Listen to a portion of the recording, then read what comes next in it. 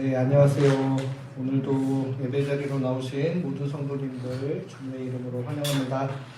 우리 앞뒤 좌우에 계신 성도님들과 주님의 평화가 함께 하시기를 바랍니다. 인사 한번 하겠습니다.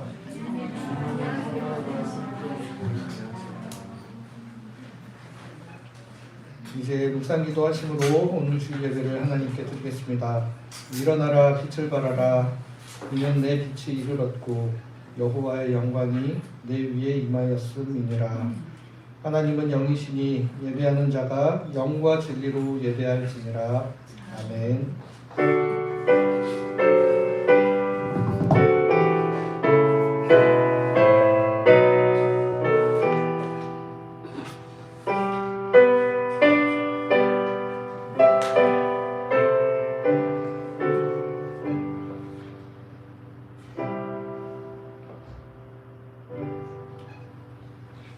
세상의 빛 되시는 하나님 아버지, 유난히도 추웠던 지난 한 주 각자 삶의 자리에서 빛과 소금으로 살아가다 오늘 주일을 맞이하여 주님 앞에 나와 예배드립니다. 하나님의 영광을 위해 분투하고 소진된 영혼들이 주님 앞에서 참된 위로와 평안을 맛보는 예배될 수 있도록 은혜 베풀어 주시옵소서. 예수 그리스도의 이름으로 기원하옵나이다. 아멘. 우리 일어나셔서 찬송가 29장 1절 함께 찬송하겠습니다.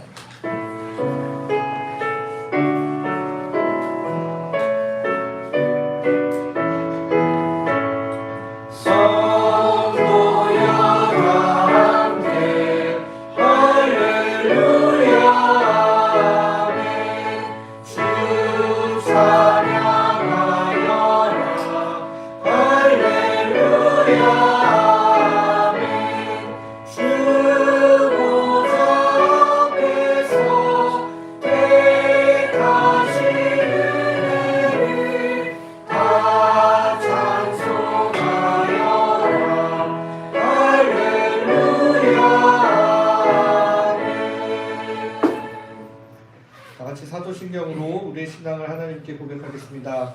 나는 전능하신 아버지 하나님 천지의 창조주를 믿습니다. 나는 그의 유일하신 아들 우리 주 예수 그리스도를 믿습니다. 그는 성령으로 잉태되어 동정녀 마리아에게서 나시고 본디오 빌라도에게 고난을 받아 십자가에 못 박혀 죽으시고 장사된 지 사흘 만에 죽은 자 가운데서 다시 살아나셨으며 하늘에 오르셔 전능하신 아버지 하나님 불편에 앉아 계시다가 거기로부터 살아있는 자와 죽은 자를 심판하러 오십니다. 나는 성령을 믿으며 거룩한 공교회와 성도의 구제와 죄를 용서받는 것과 몸의 부활과 영생을 믿습니다. 아멘.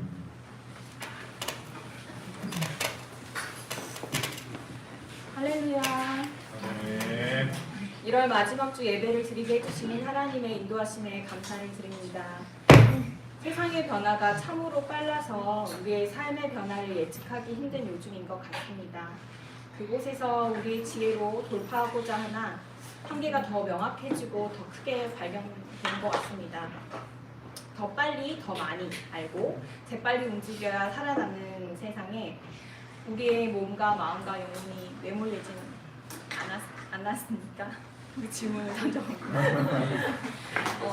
완전한 지혜이신 주님, 세상의 모든 것이 다 변해도 영원히 변하지 않는 하나님과 그 말씀, 그 완전하고 영원한 하나님 안에서 우리 영이 안식하며 깊은 평안을 얻길 소망합니다. 함께 찬양하시며 내 안의 영으로 주의 완전하심을 선포하며 함께 찬양하시겠습니다. 주여, 우리는 연약합니다. 주여 우리 연약합니다. 우린 오늘을 힘겨워합니다. 주 뜻 이루며 살기에 부족합니다. 우린 연약합니다. 주여, 우린 넘어집니다. 주여 우린 넘어집니다. 오늘 하루를 또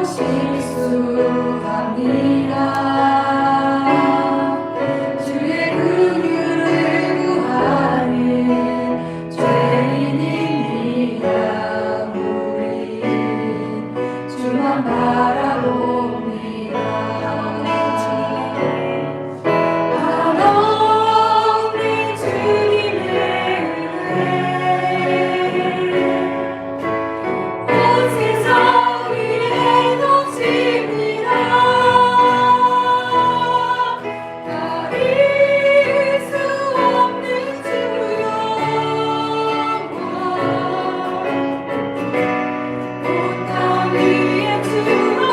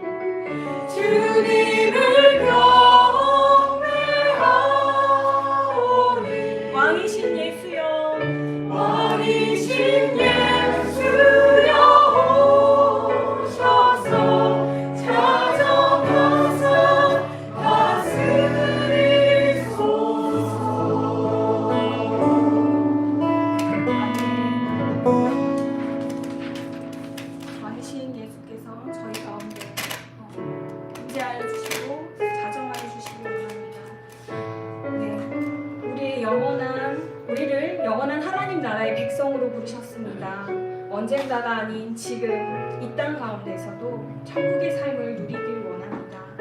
하나님의 임재하심으로 하나님 나라를 기쁨으로 누리며 구별된 삶을 살아가길 원합니다. 하나님의 임재를 구하시며 함께 찬양하시겠습니다. 하늘의 문을 여소서.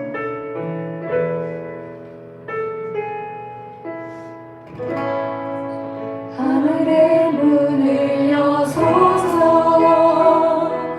이곳을 주목하소서 주를 향한 노래가 꺼지지 않으니 하늘을 열고 보소서 이곳에 임재하소서 주님을 기다립니다. 기도의 향기가 하늘에 가르니 주여 임재하여 주소서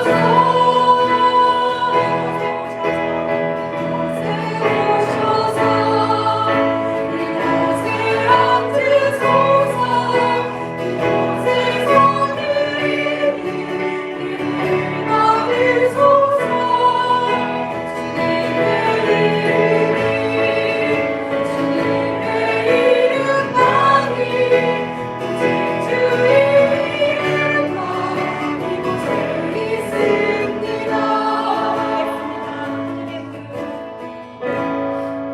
하늘의 문을 여소서 이곳을 주목하소서 주를 향한 노래가 꺼지지 않으니 하늘을 열고 보소서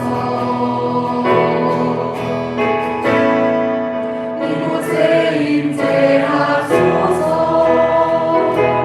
주님을 기다립니다.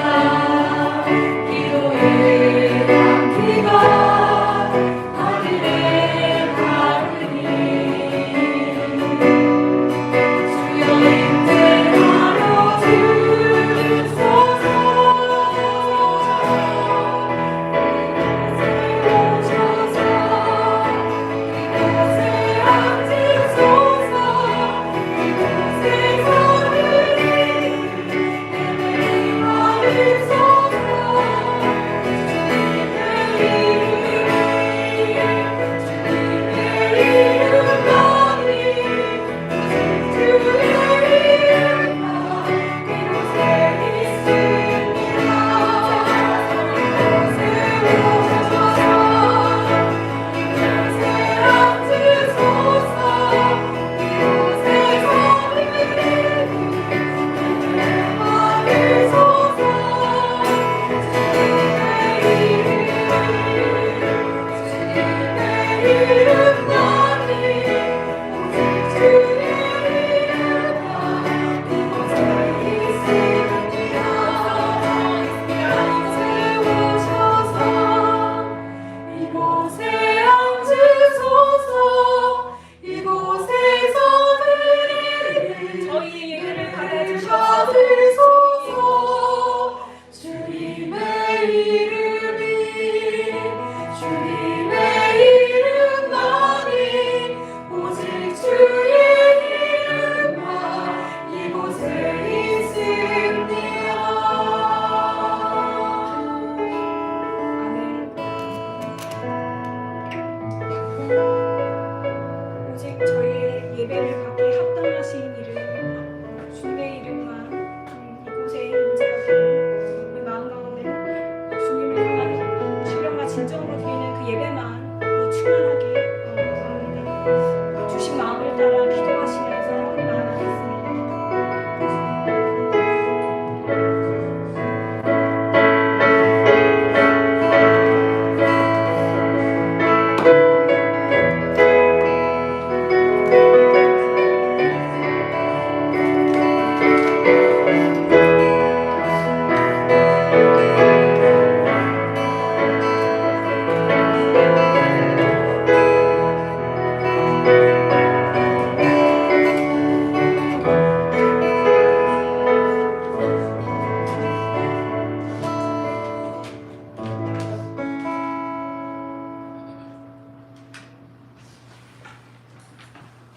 사랑과 은혜가 풍성하신 하나님 아버지, 거룩한 주일에 저희를 주님의 전으로 불러 모아 주심에 감사와 찬양을 올려드립니다.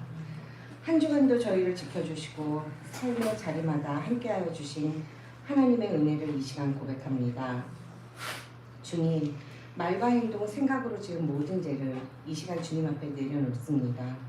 연약한 저희를 불쌍히 여겨주시고 예수 그리스도의 보혈로 깨끗하게 씻어 주옵소서. 정결한 마음으로 예배드리게 하시고 주님만 높이는 시간이 되게 하여 주옵소서. 이 시간 드려지는 예배 가운데 성령님 함께하여 주시고 말씀 전하시는 양동현 목사님께 하늘의 지혜와 능력을 더하여 주옵소서. 선포되는 말씀마다 우리의 심령을 깨우게 하시고 듣는 저희의 모든 삶이 변화되는 은혜의 시간이 되게 하옵소서.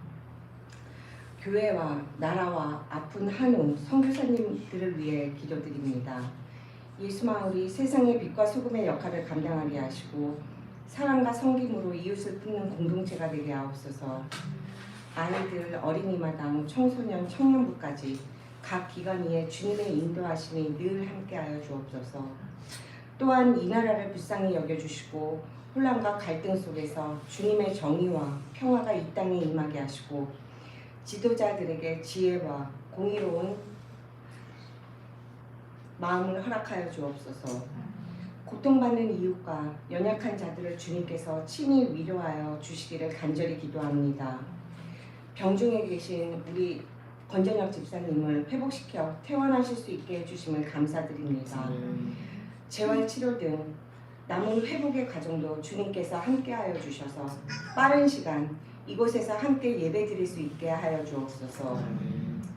타지에서 눈물로 기도와 헌신하시는 선교사님에게도 동일한 하나님의 위로와 함께하심으로 선교사님들이 외롭지 않게 하여 주시기를 간절히 소망합니다. 오늘 드리는 이 예배를 주님 기쁘게 받아 주옵시고 이 모든 말씀 우리 주 예수 그리스도의 이름으로 기도드리옵나이다. 아멘.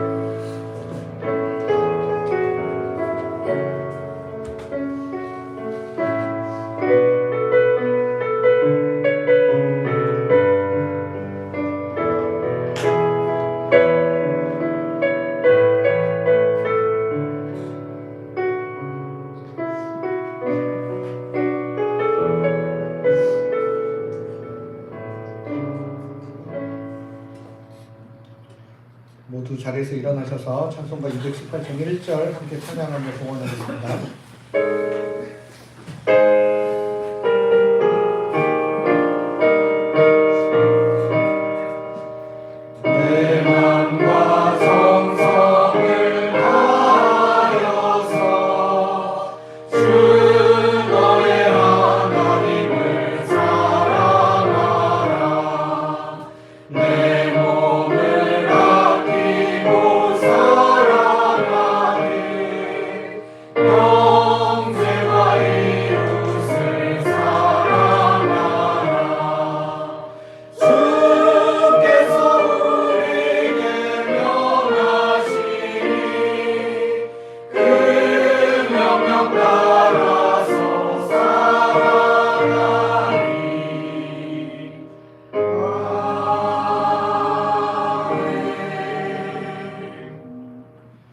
주님, 지난 한 주 거친 세상에서 살아남기 위해 거칠어지고 메말라버린 저희의 마음을 주님 앞에 그대로 가지고 나왔습니다.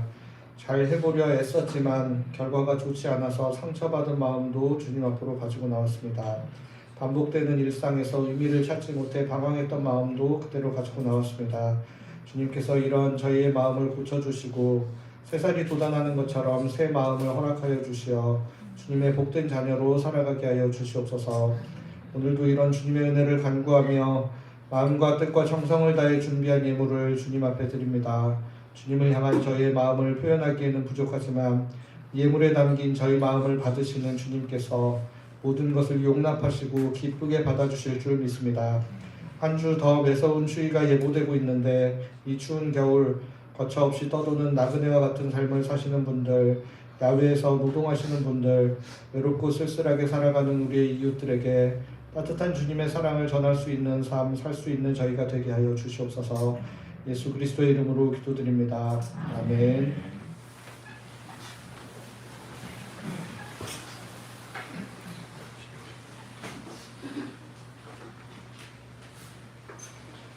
하나님께서 오늘 우리에게 주시는 말씀은 신약성경 로마서 3장 21절에서 31절까지의 말씀입니다. 로마서 3장 21절에서 31절까지 말씀, 제가 한 절 읽고 여러분들 한 절 읽고 번갈아 읽고 마지막 절 함께 읽도록 하겠습니다. 그러나 이제 율법과는 무관하게 하나님의 의가 나타났습니다. 이 의는 율법과 예언자들이 증언하고 있는 것입니다.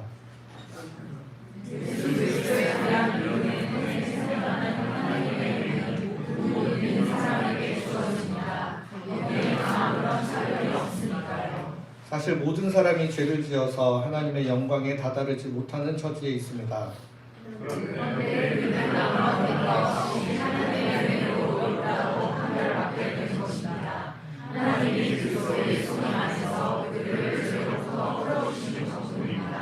이 예수님을 하나님은 죄 덮는 제물로 내놓으셨습니다. 죄 덮음은 믿음을 통해 얻어지며 그분의 피 덕분에 가능한 것입니다. 이미 저지른 죄들을 못 본 채 해 주심으로써 하나님이 자신의 의를 나타내려 하신 것입니다.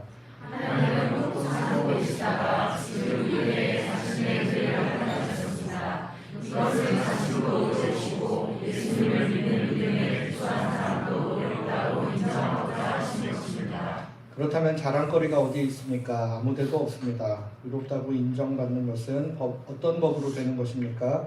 행위들의 법으로입니까? 그게 아니라 믿음의 법으로입니다.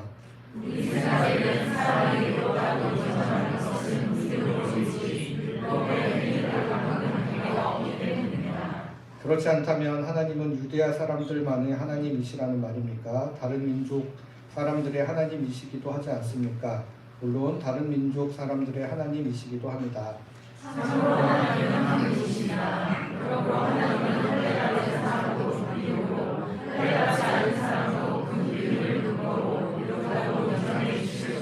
함께 읽겠습니다. 그렇다면 우리가 율법을 폐지해버리는 것입니까? 그 믿음을 통해서 절대로 그렇지 않습니다. 오히려 율법을 튼튼하게 세웁니다.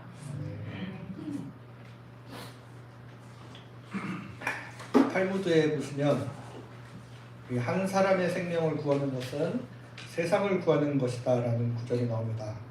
이 구절은 영화 쉰들러 리스트를 통해 대중들에게 알려지게 되었습니다. 영화에서 쉰들러는 전쟁이라는 혼란을 자신의 부를 축적할 기회로 생각하는 악덕 사장에 가까운 사람이었습니다. 그는 인건비가 거의 들지 않는 유대인들을 고용하며 큰 부를 축적합니다. 그렇게 돈에만 관심을 두던 쉰들러가 나치의 유대인 학살이 본격화되는 장면을 목격하게 됩니다. 이후 쉰들러는 조금씩 마음을 바꾸어 자신이 유대인을 살려야겠다라고 생각하며 노력합니다. 자신이 가지고 있는 어마어마한 부를 이용하여 나치 장교들을 뇌물로 매수를 해서 자신의 공장에 일할 필요 인력인 유대인들은 가스실로 데려가지 않도록 로비를 하여 그들을 살게 만듭니다. 이런 방법으로 쉰들러는 많은 유대인들을 살렸습니다. 전쟁이 끝나고 독일이 패망하자 이제 나치의 로비도 하고 했기 때문에 원래 표면적으로는 나치 당원 신분을 쉰들러가 가지고 있었기 때문에 이후에 이제 도망자 신세가 되죠. 그래서 떠나기 전에 그는 자신이 구한 1,100여 명의 유대인들로부터 감사의 마음이 담긴 금반지를 선물 받습니다. 그리고 바로 그 금반지에 탈무드에 쓰여져 있던 구절인 한 사람의 생명을 구하는 것은 세상을 구하는 것이다 라는 문구가 새겨져 있었습니다. 하지만 이 반지를 받아든 쉰들러는 자신이 더 많은 사람들을 구할 수 있었을 것이라며 스스로를 자책합니다. 자신이 그 전에 돈을 흥청망청 함부로 쓰지 않았더라면, 지금 자신이 타고 있는 차를 팔았더라면, 자신이 달고 있는 이 금배지를 팔았더라면 최소한 몇 명씩은 더 구할 수 있었을 것이라고 이야기하며 자책합니다. 이렇게 자책하는 쉰들러를 유대인들이 위로하며 영화는 끝이 납니다. 탈무드에 기록된 구절대로 정말 한 사람의 생명이라도 구할 수 있다면 그것은 정말 대단한 일일 것입니다. 쉰들러도 무려 1,100여 명의 유대인들을 구하였습니다. 그 1,100여 명의 유대인들을 그냥 구하는 게 아니라 자신의 재산을 팔아서 자신의 돈을 사용하여 그 생명을 구해냈다는 게 의미가 있는 것입니다. 그러면서도 더 많이 구한 것에 대한 안타까운 마음을 가졌습니다. 우리 예수님께서는 온 인류를 구원하기 위해 이 땅에 오셨고 십자가의 길을 가셨습니다. 예수님께서 신실하게 하나님 앞에 순종하는 삶을 사셨기 때문에 우리에게 구원의 길이 열리는 것입니다. 오늘 본문 말씀을 통해 우리를 구원에 이르게 하신 예수 그리스도의 신실하심에 대해 같이 생각해 보도록 하겠습니다. 오늘 우리가 지난주에 2장 마지막 절까지 하고 이제 로마서 3장 21절 31절 말씀으로 넘어왔습니다. 그 앞에 기록된 3장 1절부터 20절 말씀은 내용이 반복되는 면도 있고 또 뒤에서 이 주제들을 좀 심층적으로 다루기도 하기 때문에 일단 3장 21절에서 31절 말씀으로 넘어왔습니다. 그래도 어떤 내용이 기록되어 있는지 간단히만 살펴보면 1절에서 20절까지 말씀을 3장 1절부터 8절 그 다음에 9절부터 20절까지 두 부분으로 나눌 수 있는데 각각의 내용을 파악할 수 있게 하는 두 가지 질문이 3장 1절과 3장 9절에 기록이 되어 있습니다. 먼저 3장 1절 말씀 보겠습니다. 그렇다면 유대야 사람이라고 더 나을 게 뭐가 있습니까? 할례 받은 것의 이득이 무엇입니까? 3장 1절에서 8절까지 말씀에서는 유대인들이 좀 더 그럼에도 불구하고 이방인들보다 더 나은 점이 무엇이냐고 질문을 던지면서 이어지는 2절 말씀에서 뭐라고 표현을 하냐면 유대인들에게는 하나님의 말씀이 맡겨졌다. 하나님의 말씀을 맡겨졌기 때문에 더 나은 점이 있다라고 서술을 하고 있습니다. 여기서 맡겨졌다로 번역된 단어도 피스티오, 믿음과 신실함을 의미하는 피스티스의 동사형입니다. 그래서 하나님의 말씀이 맡겨졌다. 이라는 것은 하나님께서 말씀을 유대인들에게 위탁하면서 신실하기를 기대하였는데 그 말씀을 맡은 이들이 그 특별함을 잘 유지하지 못하고 오히려 불의하였다라는 것입니다. 그런데 그들 중에는 그러한 불의 때문에 이제 궤변을 늘어놓는 사람들이죠. 내가 이렇게 불의했기 때문에 오히려 하나님의 의가 드러날 수 있는 계기를 마련하지 않았느냐라는 궤변을 늘어놓는 사람들이 있었습니다. 그래서 그에 대해 반박하는 내용 간단하게 8절까지 기록이 되어 있고요. 그리고 이어지는 9절 말씀을 보시면 이렇게 기록되어 있습니다. 그렇다면 어떻게 됩니까? 우리가 더 낫습니까? 전혀 그렇지 않습니다. 우리가 이미 고발하기를 유대야 사람들도 그리스 사람들도 모두 죄 아래 있다고 했기 때문입니다. 여기서 두 번의 우리라는 표현이 나와서 대상이 좀 헷갈리는데 앞에 우리가 더 낫습니까? 때는 우리 유대인들이 앞에 유대인들이 말씀을 맡은 자로서 좀 더 나은 점이 있다라고 했으니까 그렇다면 우리 유대인들이 더 낫습니까? 라고 묻는 거죠. 그래서 이제 저희가 본 새 한글 말고 새 번역 성경에는 우리 유대인이 더 낫습니까? 라고 아예 좀 구체적으로 명시를 좀 해놨습니다. 그리고 이제 뒤에 우리가 이미 고발하기를 여기는 이제 바울이 이미 로마서 말씀을 통해 이제 고발을 계속했다는 거죠. 유대야 사람들도 그리스 사람들도 그리스 사람이라고 표현되는 대표되는 이방인들을 대표하는 한 표현으로 그리스 사람이라는 표현을 쓰고 있기 때문에 모두 죄 아래 있다라는 이야기를 하는 겁니다. 그래서 9절부터 20절까지는 특별히 구약의 시편 말씀도 인용을 하면서 의로운 사람은 없고 하나도 없다라며 유대인들의 죄를 더욱 부각시킵니다. 그러니까 유대인들이 율법을 맡은 면에서 좀 더 낫다라고 이야기하지 않았냐? 구약에 기록되어 있는 이런 말씀들이 다 너네들의 죄성을 드러내고 있는 것이다. 그래서 그 맡겨졌던 말씀을 통해 여러분들은 정죄당할 수밖에 없습니다. 그래서 모든 사람이 죄인입니다라는 결론으로 가는 겁니다. 그래서 처음에 로마서 1장 18절에 이제 이 노골적으로 욕망에 충실하며 드러내 범죄를 하는 사람들, 그다음에 2장에 이제 남을 판단하면서 자신은 선한 척하지만 은근히 절대선은 아니고 다른 사람들과 비교함으로 상대적으로 선함을 부각시키고자 했던 사람들, 그다음에 이제 2장 후반부부터 3장 20절까지는 유대인들, 종교의 그늘 아래서 우리는 선택받은 민족이니까 우리는 구원받은 사람들이니까 라고 안심하던 사람들 모두가 그래서 죄인이다라는 이야기를 하고 있는 것입니다. 그래서 로마서 3장 9절 말씀과 3장 23절 말씀이 바로 1장 18절부터 3장 20절까지 말씀 전체를 요약하고 있는 중요한 두 구절이라고 할 수 있습니다. 보통은 3장 23절만 이야기하는데 사실 3장 9절 말씀도 굉장히 중요한 포인트가 있다는 사실을 기억하며 우리 3장 9절과 3장 23절 한번 같이 읽어보겠습니다. 시작.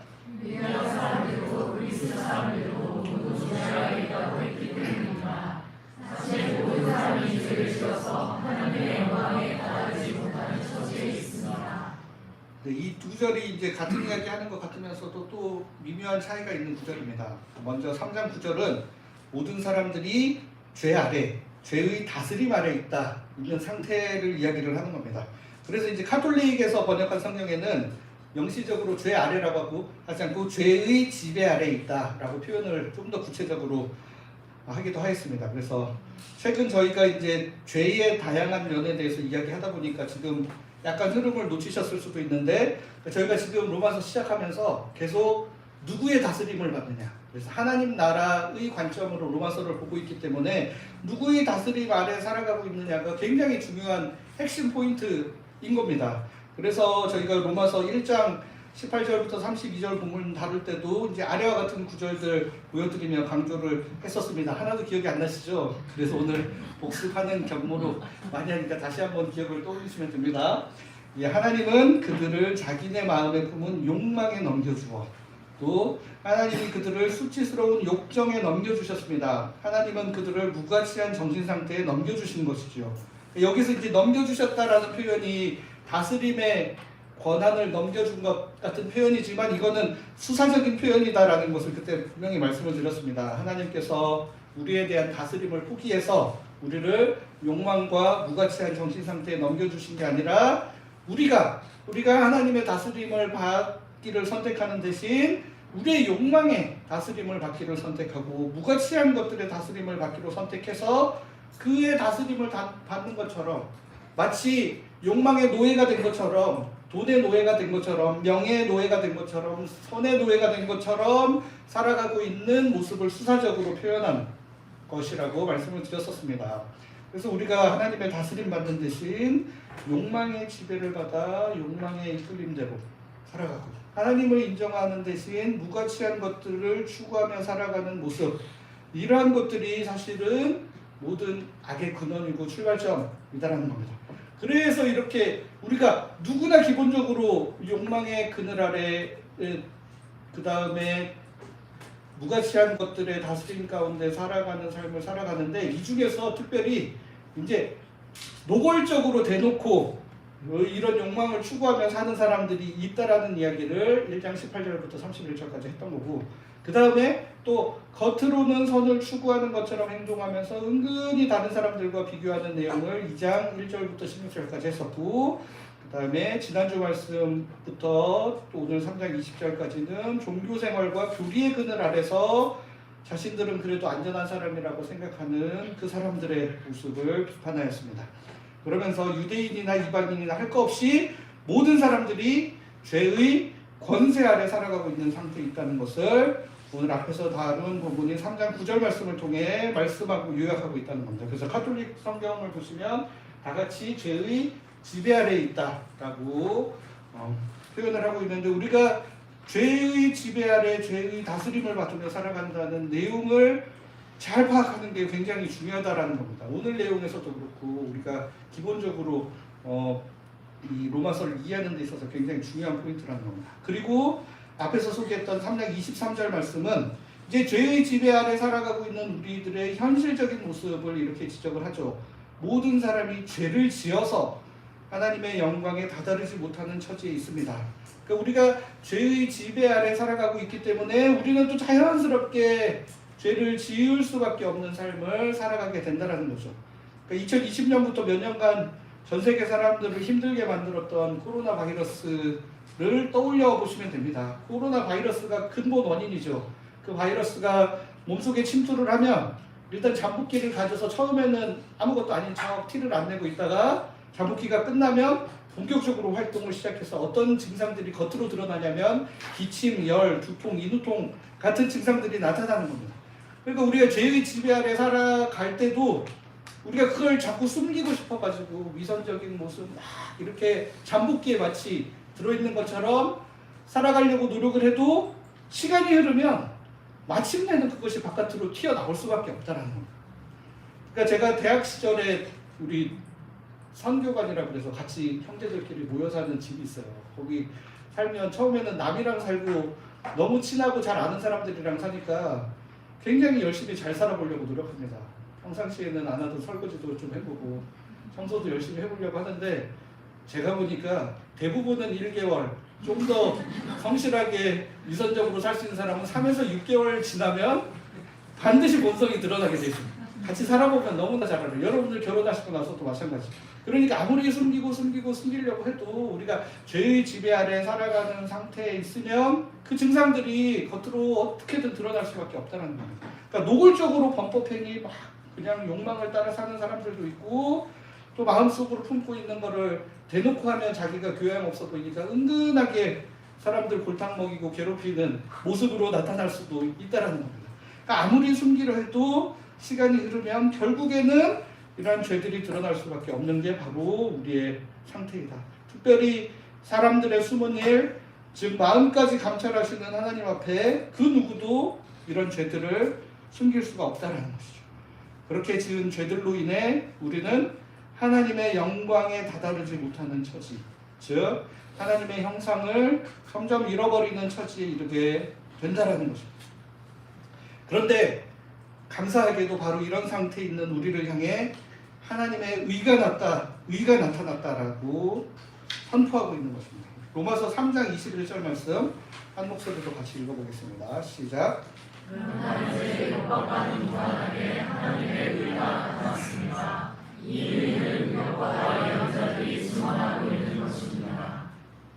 앞서 유대인들이 율법을 가지고 있는 것에 대해 언급하고 있었기 때문에 이제 율법과 무관하게라는 표현이 여기서 나오는 거고, 그러나 이제 하나님의 의가 나타났다라는 것을 표현을 하는 겁니다. 근데 이 의는 율법과 예언자들, 즉 구약 성경에서 이미 증언하고 있었던 것이라고 이야기를 하고 있습니다. 그러니까 여러분들 참고로 이 신약 성경 읽을 때 율법과 예언자들이라는 표현이 나오면 이거는 구약 성경 전체를 표현하는 비유적인 언어라고 이해를 하시면 됩니다. 그러니까 유대인들은 구약 성경을 토라, 율법, 그 다음에 예언서에 이제 역사서까지 다 포함을 하는, 우리가 흔히 말하는 예언서와 역사서까지 포함해서 예언서라고 표현을 하고, 성문서 이렇게 해가지고 타낙이라고 해요. 타낙, 이 앞자를 따가지고. 그러니까 이 세 가지, 그래서 율법과 예언자들과 그 다음에 성문서까지 사실은 히브리 성경을 표현하는 이 비유적인 표현인데, 율법과 예언자들이라고 이제 대표적으로 표현을 하기도 한다는 겁니다. 그래서 이거는 딱 율법이나 예언자들을 지칭하기보다는 구약 성경 전체에서 이야기했던 거를 의미한다. 그래서 이제 그 엠마오로 가는 길에서 예수님이 제자들한테 풀어 설명해 주실 때도 이 표현들이 또 나오거든요. 군데군데 나올 때는 그렇게 이해를 하시면 됩니다. 어쨌든 그래서 예수 그리스도를 통한 하나님의 의가 이미 갑자기 생겨난 게 아니라 구약 시대부터 이미 예견되어 왔었는데 예수님을 통해 비로소 성취되었다라는 겁니다. 어떤 방식으로 하나님의 의가 나타났는지 로마서 3장 22절 말씀을 통해 이렇게 기록하고 있습니다. 예수 그리스도에 대한 믿음을 통해 생겨나는 하나님의 의는 모든 믿는 사람에게 주어집니다. 거기에는 아무런 차별이 없으니까요. 그러니까 여기서 보시면 이 표현대로만 하면 하나님의 의가 나타나는 데 있어서 제일 결정적이고 중요한 게 뭐냐면 예수 그리스도에 대한 믿음, 예수 그리스도에 대한 우리의 믿음 때문에 하나님의 의가 나타난 것처럼 표현이 되어 있다는 겁니다. 근데 이 예수 그리스도에 대한 믿음이라고 번역된 이 구절이 학자들 사이에 굉장히 많이 논란이 지금도 계속 되고 있는 구절입니다. 헬라어 원어로는 굉장히 단순해요. 피스티스. 이제 여러분들 피스티스는 아시죠? 피스티스, 예수 그리스도. 딱 그거밖에 없는데 이제 그거를 예수 그리스도에 대한 믿음이냐, 예수 그리스도의 믿음이냐, 어떻게 번역하는 것이 좋냐라고 이제 계속 공부를 하고 있는 거죠. 중간에 뭐가 없으니까 이제 이렇게도 할 수 있고 저렇게도 할 수 있거든요. 그래서 전통적인 이신칭의 교리, 우리의 믿음을 중요하게 생각하는 전통에서는 예수 그리스도에 대한 믿음 또는 예수 그리스도를 믿음으로 번역을 계속 해왔죠. 그런데 이제 아래 제가 일부러 각주를 주보에도 그렇고 밑에 표시를 해놓은 게 이제 새한글 성경에서는 이제 학자들의 이런 논의가 있다는 것들을 반영을 해서 각주를 달아놨어요. 이 표현을 예수 그리스도의 믿음, 피스티스 예수 그리스도니까 예수 그리스도의 믿음으로 주격으로 해석할 수도 있다라고 제안들을 해서 그것들도 표현을 하고 있습니다. 근데 저희는 이제 하나님 나라의 관점으로 로마서를 보고 하나님의 다스림을 중요한 관점으로 여길 때는 예수 그리스도의 믿음의 해석을 택하는 편이 좀 더 좋기 때문에 이제 그렇게 택하려고 하는데, 또 그렇게 한다고 해서 사실은 전통적으로 내려오는 이신칭의 교리의 정면으로 위배되는 건 또 아닙니다. 왜냐하면 뒤에 또 무슨 표현이 있냐면 하나님의 의는 또 모든 믿는 사람에게 주어진다라고 표현을 하고 있기 때문에 우리의 믿음을 결코 간과하는 표현은 아니고, 거기에 이 하나님의 의가 나타나는 데 있어서 반드시 포함시켜야 될 게 예수 그리스도의 믿음은 반드시 필요해요. 근데 이 믿음이라는 표현도 굉장히 좀 낯설죠. 예수님이 무엇을 믿느냐, 우리가 전통적으로 믿는다라는 표현을 하면 지적으로 동의를 한다든지 아니면 뭔가 굉장히 신뢰하는, 예수님이 뭘 더 지적으로 동의할 게 있으며 예수님이 얼마나 뭐 신뢰를 하셔서 이런 일들이 있었나 라는 좀 부자연스러움이 생기기 때문에 예수 그리스도의 믿음이라는 표현을 선택하는 학자들이 이 믿음이라는 단어에 담겨있는 원래 뜻인 신실함으로 바꿔서 번역을 해야 굉장히 자연스러워진다라고 표현을 해서 예수 그리스도의 신실함을 통해 하나님의 의가 모든 믿는 사람에게 주어진다라고 해석을 해야 맞아떨어진다라고 주장을 하고, 저도 개인적으로 이 의견에 굉장히 동의를 하여 여러분들 앞에 지금 소개를 해드리고 있는 겁니다. 여러분들이 학자들의 의견이기 때문에 동의를 안 하셔도 됩니다. 안 하시고 나는 우리의 믿음만을 강조하겠다, 그렇게 믿으셔도 됩니다. 어쨌든 가는 길은 똑같기 때문에, 어차피 최종 목적지는 똑같기 때문에, 그래서 이런 식으로 번역을 해야 하나님의 의가 예수 그리스도에 대한 믿음이 아니라 예수 그리스도의 신실함을 통해 생겨나서, 하나님의 의가 생겨나서 그것이 모든 믿는 우리들에게 주어진다라고 해야 굉장히 자연스럽다라는 것이죠. 저희가 로마서 1장 17절 다룰 때도 이 믿음이라는 단어를 하나님과 우리 사이에 맺어진 언약에 대한 신실함으로 이해해보는 것이 좋다고 제안을 드린 적이 있습니다. 그래서 원래 1장 17절에는 믿음에서 시작하여 믿음으로 끝나는 일이지요 라고 되어 있는 거를 이 번역을 이런 식으로 제안을 해보는 거죠. 하나님의 신실하심에서 시작하여 우리의 신실함을 통해. 그러니까 하나님이 구약시대부터 최초로 백성들에 대해 자신의 신실함들을 지속하여 드러내어 보여주고 계시는데, 그 하나님의 신실함을 완성하는 결정적인 사건이 예수 그리스도의 신실함을 통하여 이루어졌고, 그 예수 그리스도의 신실함을 통해 주어진 구원 사건을 우리가 믿음으로 받아들이는 그런 시스템으로 이루어진다라고 할 수 있겠습니다. 이해는 되시죠, 여러분? 네, 이 신실함이라는 단어가 기본적으로는 이 언약 안에서 이해되는 단어인데, 예수 그리스도께서 하나님 앞에서 이 신실함을 보여주셔서, 그러니까 우리만 하나님 앞에 신실함의 표현으로 사는 것이 아니라 인간의 몸을 입은 예수 그리스도께서 하나님 앞에 신실함이 무엇인지를 몸소 실천해 보여주셨다는 겁니다. 그러니까 하나님께서 최초의 유대인들과 언약을 맺을 때 유대인들이 굉장히 신실하기를 기대하였는데 유대인들이 하지 못했고, 더 나아가 사실은 더 최초로 인류 최초의 존재인 아담이 하나님 앞에 선악을 알게 하는 나무를 따먹지 않음으로 그 신실함을 보여주기를 기대했는데 그 또한 실패했던, 이 전에 모든 인류들이 실패했던 그 신실함을 예수 그리스도께서 드러내 보여주심으로 그를 통해 우리에게 하나님의 의가 나타나게 된다라는 것입니다. 그러니까 이 언약 관계 안에서 신실하셨던 예수님의 모습이 중요한 이유는, 그러니까 우리가 지난번에 십자가 속죄의 복음에서는 그러니까 예수님의 십자가 죽음만 있으면 돼요. 사실 그것만 강조할 거면. 근데 이제 예수 그리스도의 신실함을 통해 우리의 구원이 완성되었다라는 주장을 하려면 바로 예수님이 인간이 되시기로 결정하는 그 순간부터 사실은 신실하고 충성스러웠던 모습이었다라는 것이죠. 그래서 성육신하여 이 땅에 오시고 공생의 삶을 살아가는 동안 하나님 앞에 신실함과 충성스러움으로 하나님의 사랑이 닿아야 할 우리의 가장 소외되고 비참한 상태에 놓여있던 여러 사람들을 친히 찾아가셨던 그 모든 삶을 다 표현하는 개념이 이 신실함 가운데 들어있다는 거예요. 그리고 마지막에는 자신의 목숨을 내어주기까지 십자가 앞에 순종하시고 신실하시고 또 이후에 부활하여 승천하실 때까지 이 모든 과정들이 신실함이라는 단어 안에 다 담겨있다는 거예요. 그러니까 우리가 이런 예수 그리스도의 신실하심을 통해 위롭다 칭함을 받을 수 있게 되었다는 겁니다. 그냥 십자가에서 죽으심으로 우리 죄 문제 해결돼서 이제 모든 것이 끝, 이런 것이 아니라 예수님의 성육신, 공생애, 죽음과 부활, 승천까지 모든 것을 다 아우르시는 예수 그리스도 그 자체, 예수 그리스도의 삶 자체, 예수 그리스도의 존재 자체의 총체적인 신실하심이 그래서 중요하다는 거죠.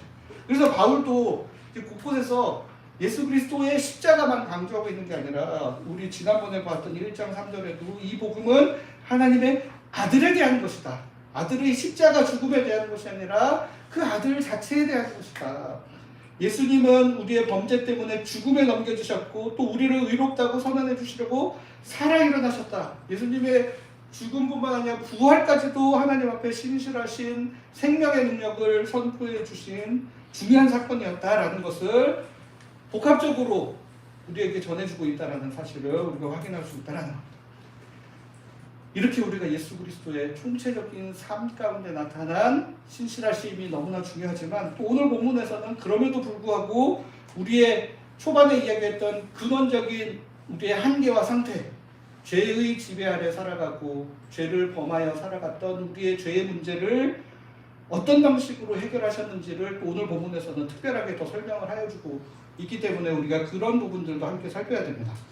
그래서 아까 로마서 3장 9절, 3장 23절 보시면 유다인들이나 그리스도인들이나 다 죄의 지배 아래에 있는 상태를 어떤 식으로 해결을 하셨고 그 다음에 모든 사람이 지었던 죄를 어떤 식으로 예수님이 해결하셨는지가 바로 오늘 본문에 다 나와 있다는 것입니다. 이 문제가 예수 그리스도의 신실하심을 통해 이제 두 가지 방법으로 해결이 되는데 먼저 3장 24절 말씀 보겠습니다. 3장 24절 말씀을 우리 한 목소리로 읽어보겠습니다. 시작.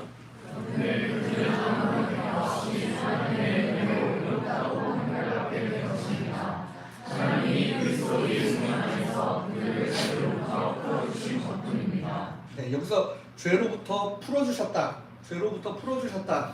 이게 이제 죄의 다스림에서 벗어나게 해주셨다라는 표현인데 그냥 풀어주셨다보다 좀 더 이제 예전에 우리 개역개정 성경에는 속량이란 단어가 표현이 돼 있거든요. 속량.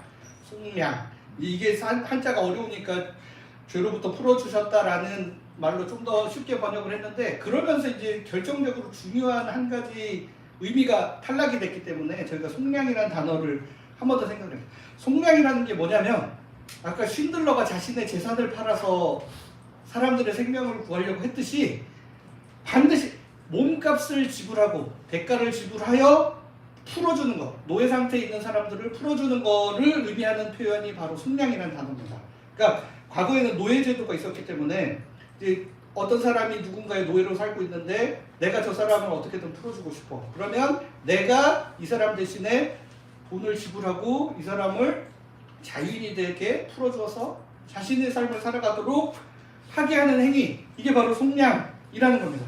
특별히 이제 유대인들에게 그들의 역사 가운데서 속량이라는 표현을 들으면 어떤 장면들이 이 사람들한테 떠오르냐면 자기들이 이집트에서 종살이하고 있다가 풀려나서 자유인이 되었고 바벨론에서 종살이하다가 풀려나서 자유인이 되었던 그 장면들을 떠올리게 하는 장면입니다.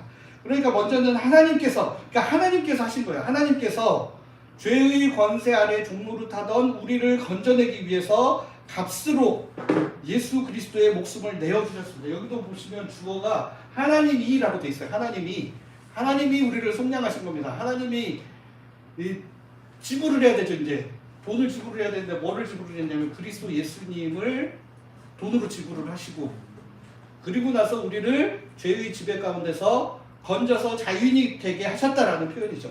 이거를 좀 더 구체적으로 이해하려면 마가복음 10장 45절을 보시면 훨씬 더 명확하게 설명을 하고 있습니다.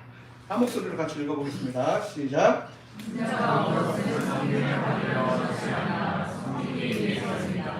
또 자기 목숨을 내주기 위해서입니다.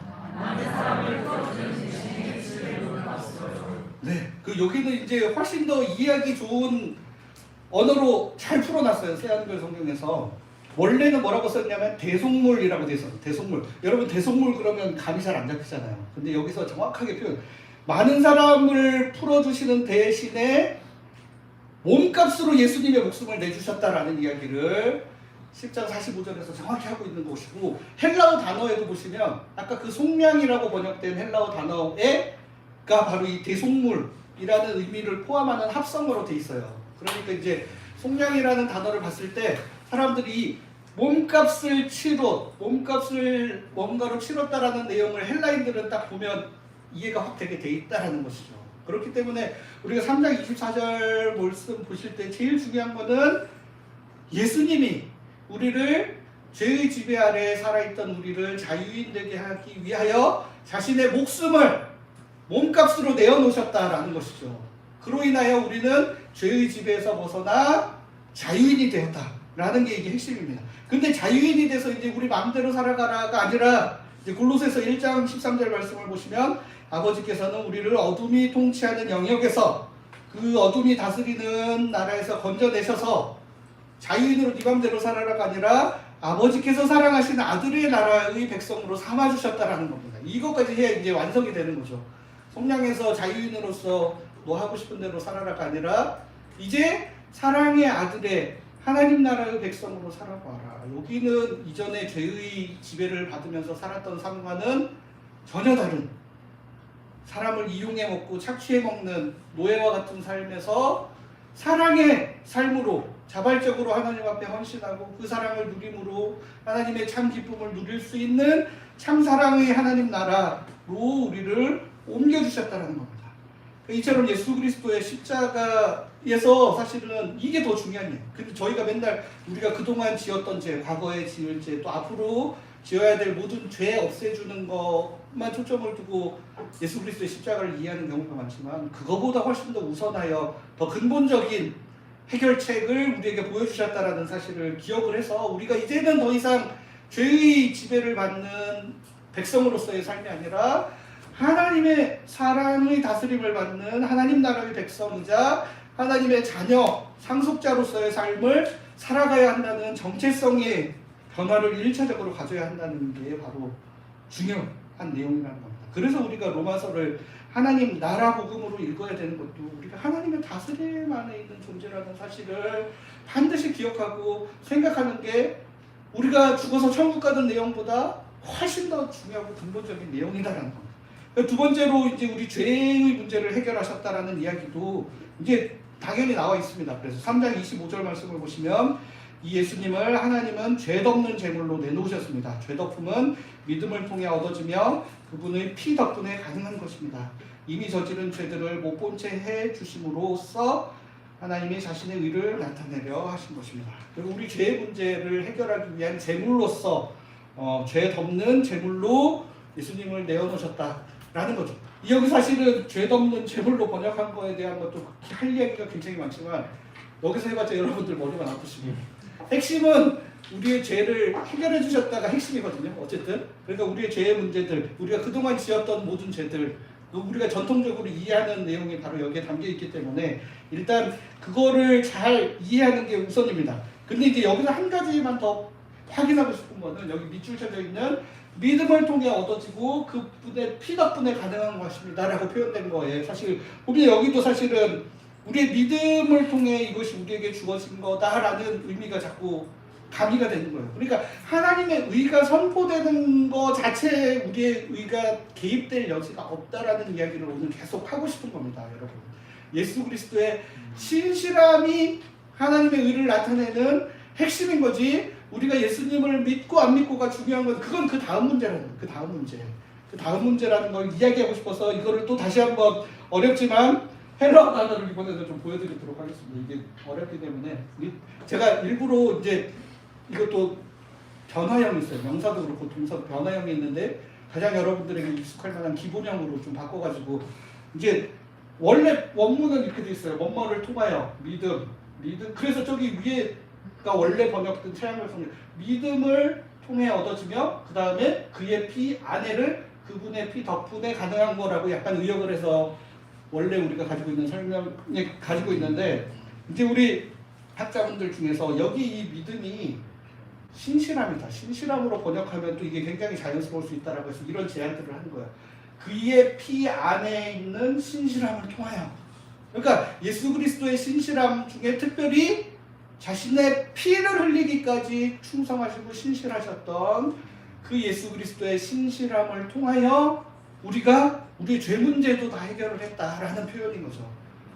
그러니까 하나님의 다스림, 죄의 다스림에서 하나님의 다스림으로 옮겨오기 위해 자신의 목숨을 값으로 내주셨던 그 예수님께서 이번에는 자신의 피를 흘리심으로 그동안 우리의 지었던 죄, 그러니까 목숨만 내놓는다 하면 고통 안 받고 그냥 목숨 내놓고 뭐 일시에 확 알아보고 이렇게도 할 수 있었겠지만, 이거는 뭔가 전통적인 구약의 제사 제도에 근거하여 자신의 피, 이따가 히브리서 공부하시는 분들은 더 잘 이 부분을 다루긴 할 텐데, 피 가운데 생명이 있다라는 이야기가 이제 레위기에서 나오기 때문에 하나님은 이거를 가볍게 여기지 않는다는 겁니다. 우리의 죄가 목숨과 직결되는 문제이기 때문에 그 죄의 문제를 해결하기 위해서는 반드시 피가 필요하고 목숨이 필요하다, 생명이 필요하다라는 것을 성경에서 일관되게 강조를 하고 있기 때문에 우리 모든 사람들의, 모든 인류의 죄를 해결하기 위해서도 피가 필요한데, 그게 바로 그리스도 예수의 피 안에 담긴 신실함을 통해, 우리의 믿음을 통해서가 아니라 절대 그런 것 때문에 우리의 죄 문제가 해결되고 이런 게 아니라는 겁니다. 근원적으로는 예수 그리스도의 신실함을 통해 그것이 해결됐고, 그 해결된 예수 그리스도를 통해 나타난 하나님의 의를 우리가 믿음으로 받아들이는 건데, 그거는 다음 주에 할 겁니다, 여러분. 오늘 그것까지 하면 시간이 너무 가죠. 그래서 결국 예수 그리스도의 신실함은 그의 전 생애를 통해 드러나게 되는데, 특별히 십자가의 죽음과 순종을 통해 절정을 이루셨다는 겁니다. 예수 그리스도의 그 죽음으로 인해 우리는 먼저는 죄의 지배에서 벗어나 사랑하시는 아들의 나라로 옮겨오게 되고, 또 자유인으로서 그 나라 백성, 그 나라 자녀로서의 삶을 살게 되었다는 겁니다. 뿐만 아니라 예수 그리스도의 죽음을 통해 그의 피 안에 있는 신실함을 통하여 죄의 문제가 해결되어 우리가 무죄 선언을 받게 되었다는 것입니다. 그러니까 예수께서 자신의 죽음으로 값을 치르신 것은 사실 기본적으로는 전 인류를 향한 것이고, 제물이 되어 피를 흘려주시는 것 또한 전 인류의 죄를 위한 것이었습니다. 그러니까 이를 신학적으로는 객관적인 구원 사건이라고도 표현을 합니다. 그런데 그것이 전 인류에게 고루 적용되는 것은 아니었습니다. 왜냐하면 예수 그리스도께서 행하신 그 사건이 주관적으로 나에게 의미 있는 사건이 되기 위해서는 바로 믿음 또는 우리의 신실함도 필요하기 때문이다라는 것이죠. 그래서 이제 로마서 3장 22절부터 26, 28, 31절에서 계속 우리가 전통적으로 많이 들어오고 알아오셨듯 우리의 믿음 또한 분명히 이야기를 하고 있다는 사실을 여러분들이 잘 기억을 하셔야 되고, 그 믿음이 어떤 믿음이었는지 저희가 다음 주에 로마서 4장에 기록된 아브라함의 사례에 비추어 살펴보려고 합니다. 그러나 이제 오늘 본문을 통해 우리가 거듭 강조하였듯이 하나님의 의가 나타난 데는 우리의 믿음의 개입이 아니라 예수 그리스도의 신실함이 메인이고, 그것에 대한 선 이해가 있어야 우리의 믿음도 어떤 믿음이어야 될지, 왜냐하면 믿음과 신실함이 같은 단어로 쓰이고 있기 때문에, 그러니까 우리도 예수님의 신실하셨던 것에 준하는 신실함을 보여야 되는데, 그 신실함이 무엇인지는 다음 주 말씀을 통해 우리가 살펴보겠다는 것이죠. 그래서 이 예수님의 신실하심을 우리가 잘 이해를 해야 이 뒷부분의 내용을 잘 이해할 수 있다는 겁니다. 자신의 모든 삶을 통해 하나님 앞에서 자신의 신실함을 보여주셨던 그 주님의 은혜와 사랑 때문에 우리가 사는 겁니다. 그것을 반드시 기억하시고, 그렇다면 우리는 그 은혜와 사랑을 받았으니 어떤 삶을 살아야 될지 스스로에게 질문을 던지며 그 믿음에 반응할 수 있는 우리 모두가 될 수 있기를 바랍니다. 이렇게 기도하겠습니다. 주님, 저희를 죄의 지배에서 건져주시고 죄의 문제를 해결하여 주시기 위하여 주님 앞에 끝까지 신실하셨던 그 주님의 삶을 기억합니다. 우리를 죄에서 건져주시기 위해 자신의 목숨을 값으로 지불하시고 신이 제물이 되어 우리의 죄 문제까지 해결하여 주신 그 사랑을 기억합니다. 이 값진 사랑과 순종 위에 저희의 생명과 구원이 주어졌음을 마음에 새기고, 이 생명을 더욱 소중히 여기는 사람들 되게 하여 주시옵소서. 또한 이 귀한 사랑에 신실한 사랑으로 응답하는 저희들 될 수 있도록 인도하여 주시옵소서. 예수 그리스도의 이름으로 기도드립니다. 아멘. 우리 모두 자리에서 일어나셔서 자성의 찬양 찬송가 445장 찬송하고 축사도 예배를 마치겠습니다.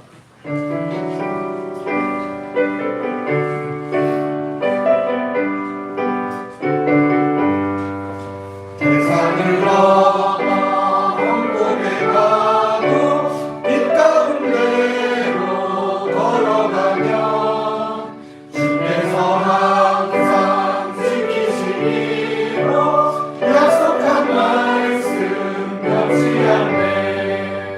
하늘의 영광 내 맘속에 사고로 넘쳐 할렐루야를 힘차게 불러 영원히 주를 찬양하리. 깜깜한 밤에 다닐지라도 주께서 나의 길 되시고 나에게 밝은 빛이 되시니 길 잃어버릴 염려 없네. 하늘의 영광 나의 맘속에 차고도 넘쳐 할렐루야를 힘차게 불러 영원히 주를 찬양하리. 광명한 그림 마음에 받아 찬란한 천국 바라보고 할렐루야를 힘차게 불러 날마다 빛에 걸어가리. 하늘의 영광 나의 맘속에 차고도 넘쳐 할렐루야를 힘차게 불러 영원히 주를 찬양하리.